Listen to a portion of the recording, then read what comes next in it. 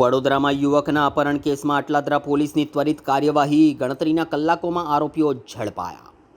વડોદરા શહેરની અટલાદરા પોલીસ સ્ટેશને યુવકના અપહરણના કેસમાં આજે ઝડપી કાર્યવાહી કરતા ગણતરીના કલાકોમાં આરોપીઓને ઝડપી પાડ્યા હતા।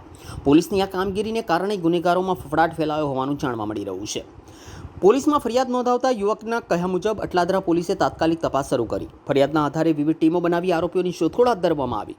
પોલીસે ટેકનિકલ સર્વેલન્સ અને અન્ય સૂત્રોના આધારે તમામ આરોપીઓને ઝડપીને કાયદેસરની કાર્યવાહી શરૂ કરી છે। સાથે જ ગુનામાં વપરાયેલ વાહન અને અન્ય મુદ્દામાલ કબજે કરવા માટે પણ તજવીજ હાથ ધરાઈ છે।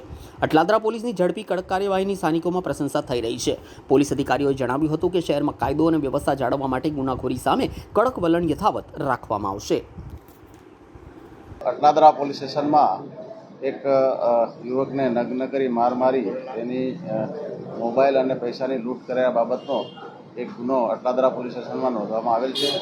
જેમાં હકીકત એવી છે કે તારીખ 7/6/2025ના રોજ ફરિયાદી નામે એતરાજસિંહ કલ્યાણસિંહ બારિયા જે ઝાયડસ હોસ્પિટલની પાસે રહે છે પાર્વતીનગરમાં, અને આ જે આરોપીઓ છે પ્રતીકસિંહ રાજપૂત, પછી અનિલ સાહાની, અક્ષય મિશ્રા, આકાશ થાપા, મનોજ યાદવ, તરુણ યાદવ અને રોહિત નામના વ્યક્તિઓએ ભેગા મળી એને એક કારમાં અપહરણ કરી લઈ જઈ અને અવાવરૂ જગ્યાએ લઈ જઈને તેને નગ્ન કરી અને એને મારવામાં આવેલ અને તેનો વિડીયો ઉતારી અને તેની પાસેથી એક મોબાઈલ તથા પાકીટમાંથી 500ના દરની 20,000ની લૂંટ કરી ગુનો કરેલ છે। એ બાબતે આ જે આરોપીઓ છે એ પૈકીના 4 આરોપીઓને પોલીસે તાત્કાલિક ધરપકડ કરેલ છે અને આગળની તપાસ હાલમાં ચાલુ છે। ઘટના 1 વર્ષ પહેલા બની, તો અત્યાર સુધી પોલીસ પાસે કોઈ વિગત નહોતી, શું હતું મામલો? આમાં વિગત એવી છે કે જે ફરિયાદી છે એને આ જે આરોપીઓ છે એને ધમકી આપી કે તું પોલીસને જાણ કરીશ કે તારા ઘરે જાણ કરીશ તો તને જાનથી મારી નાખીશું। એ બીકમાં એ જે તે વખતે ફરિયાદીએ કોઈ ફરિયાદ આપેલી નહીં કે એના ઘરે પણ જાણ કરેલી, પણ એના મિત્રને ખબર પડતા એના મિત્ર એના ઘરે જાણ કરતા એ ત્યારબાદ પછી અહીંયા પોલીસ સ્ટેશન ફરિયાદ આપે। આરોપીઓનો ગુનાહિત ઇતિહાસ છે ખરો કોઈ? હા, આરોપીઓનો ગુનાહિત ઇતિહાસ છે। આરોપીઓ છે જે આ પ્રતીક રાજપૂત છે એના વિરુદ્ધમાં અટલાદરા પોલીસ સ્ટેશનનો ગુનો નોંધાયેલ છે।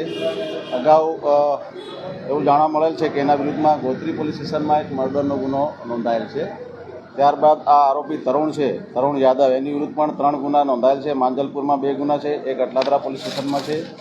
પછી બીજો આરોપી છે આકાશ થાપા, એની વિરુદ્ધમાં કુલ 6 ગુના અટલાદરા અને જેપી રોડ અને માંજલપુર પોલીસ સ્ટેશનમાં નોંધાયેલ છે। ત્યારબાદ મનોજ યાદવ તેની વિરુદ્ધમાં પણ જેપી રોડ પોલીસ સ્ટેશનમાં અને માંજલપુર પોલીસ સ્ટેશનમાં એમ કરીને કુલ 2 ગુના નોંધવામાં આવે છે। આટલા બધા ગુના નોંધાય, શું આ આરોપીઓને પોલીસનો કોઈ ડર નથી? એક પછી એક ગુના નોંધાય છે તેમ છતાં તેમની પ્રવૃત્તિઓ ચાલુ છે। આરોપીઓ વિરુદ્ધ અહીંયા ધરપકડ કરવામાં આવે છે। તાત્કાલિક એની વિરુદ્ધ કડકમાં કડક કાર્યવાહી કરવાની તજવીજ ચાલુ છે। આરોપીઓ છે એ ગેંગ બનાવી ફરી ગયા છે, આખી ગેંગમાં ફરી ગયા છે? એ દિશામાં તપાસ હાલમાં અમારી ચાલુ છે અને જે પણ તપાસ દરમિયાન મળી આવશે તે પ્રમાણે એની વિરુદ્ધ કાયદેસરની કાર્યવાહી કરવામાં આવશે। કઈ કલમો લગાવી અને ગુનો દાખલ કરવામાં આવે? અત્યારે લૂંટની કલમ અને અપહરણની કલમ અને રાયોટિંગની કલમ લગાડવામાં આવે છે। આ લોકોની આરોપીઓ પાસે જે ગુનામાં વપરાયેલ હથિયાર છે એ કબજે લેવામાં આવેલ છે અને જે બીજા હથિયારો છે કે કેમ એ બાબતે હાલમાં તપાસ ચાલુ છે। આ લોકો પર એટલા ગુનાઓ છે, ગુનાહિત ઇતિહાસ ધરાવે છે, આ લોકો માથાવારે શક્ય છે? ગુના નોંધાયેલા છે અને પોલીસે કાયદેસરની કાર્યવાહી પણ કરેલ છે અને હાલમાં પણ જે ગુનો દાખલ કરી એને સખતમાં સખત કાર્યવાહી કરવાની તજવીજ ચાલુ છે। વિસ્તારની અંદર લોકોની આ પણ માંગ છે, જ્યારે આ લોકો વિસ્તારની અંદર ફરે છે તો પણ આખો ટોળો જે આખો જો તમે ગુનાહિત ઇતિહાસવાળા લોકોએ નામ લીધું, આ લોકો ટોળામાં જ ફરે છે, એ તો એક ખોફ પેદા કરવાની કોશિશ થઈ વિસ્તારની અંદર। એવી હકીકત જાણવા મળેલ નથી, પરંતુ જો એ પ્રમાણે જે કંઈ જાણવા મળશે અને કંઈ પણ ફરિયાદ આવશે એના પર તાત્કાલિક પગલાં લેવામાં આવશે।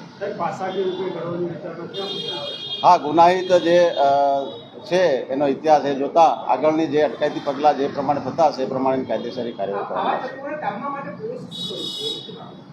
આ પોલીસની જે કાર્યવાહી છે અસરકારક એમની વિરુદ્ધમાં અટકાયતી પગલાં લેવાની જે કાર્યવાહી છે એ પણ કરવામાં આવે છે।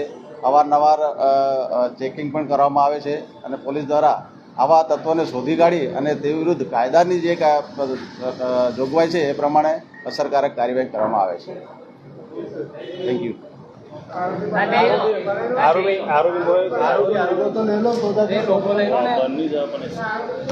લઈ લો પેલા લોકો હટાઈ લો બધા આરોપી લાવી દો ને હટાઈ લો લોકો હટાઈ લો ત્યાંથી બધા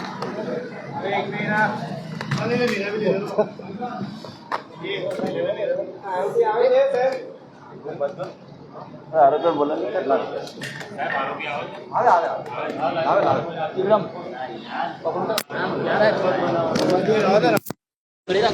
મેં કઈ પાકું